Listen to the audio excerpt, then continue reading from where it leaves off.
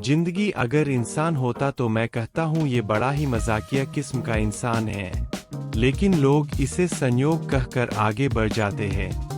ऐसे ही एक संयोग से गुजरा हूँ और आपके साथ बांट रहा हूँ।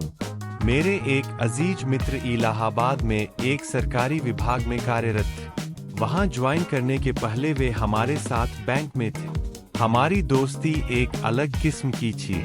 हम भावनात्मक और बौद्धिक स्तर पर एक दूसरे से जुड़े हुए थे। वे अच्छा बोलते थे, अच्छा लिखते थे और मुझ में अपनी छवि देखते थे। जैसा कि आमतौर पर होता है, ऐसे लोग दूसरों से ज्यादा संवेदनशील होते हैं। बड़ी बात यह है, उनकी संवेदनशीलता कभी कभी सीमाओं को तोड़ने की तरफ भी ले जाती। जब उनकी शादी की बात चल रही थी तो उन्होंने अपनी भाभी से अपने मन की बात साझा करते हुए कहा, भाभी मैं तो कभी तालाब की सुंदरता निहारता हूँ, कभी झील के किनारे मुझे रोक लेते हैं, कभी समुंदर की लहरों के बुलावे पर उधर चला जाता हूँ, कभी बारिश में अंदर तक भीगना अच्छा लगता है, लेकिन आप मुझे एक कुएं का बनकर रहने को बोलती हो। भाभी ने भी नहले पे दहला लगाते हुए कहा, भैया आप अपने शौक के साथ समझौता मत करो, जो पसंद आए वो करो, लेकिन अपना एक कुआं घर में हो तो समस्या क्या है। मेरे मित्र की भावनात्मकता के एक और रूप सामने आया जब उन्होंने मुझसे कहा कि मान लीजिए एक सुंदर परी के साथ विवाह हो गया। मेरे कल्पना की वो परी जब मेरे बुलाने पर रसोई घर से निकलेगी, जब वो बेसन या आटा गूंद रही होगी, जब उसके बाल बिखर कर उसके चेहरे पर आ जाएंगे, जब उन बालों को अपने बेसन लगे हाथों से हटाएगी, जब वो बेसन के कुछ कतरे उसके चेहरे, ललाट या गालों पर लगकर पसर जाएंगे, तो मेरे कल्पना में जो सौंदर्य की मूर्ति है वो टूट कर बिखर जाएगी। ऐसे ख्याल मुझे बेचैन कर देते हैं। उन्हें पजलों से बहुत लगाव था, पढ़ते भी थे, सुनाते भी थे। एक दिन उन्होंने मुझसे पूछ दिया कि उनकी पत्नी को अगर गजलें सुनना पसंद हुआ तो जिंदगी कैसे कटेगी।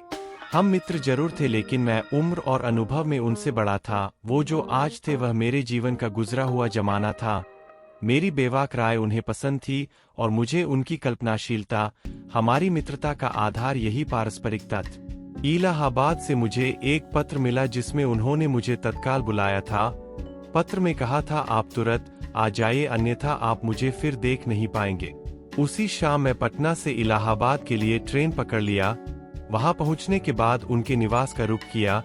वहां पड़ोसियों ने बताया कि वो तो कल रात ही आपसे मिलने के लिए पटना चलेगा। ये थी उनकी बेचैनी और बेसब्री का आला। मैं वापस स्टेशन पहुंचा। स्टेशन पर भयानक भीड़ थी। पूछताछ कर एक डिब्बे में बैठ गया। भीड़ इतनी की जो चढ़ गया वो उतर नहीं सकता, हिल नहीं सकता, एक कदम भी। बदन से बदन चिपका हुआ, किसी तरह सांस लेते रहो, यही बहुत।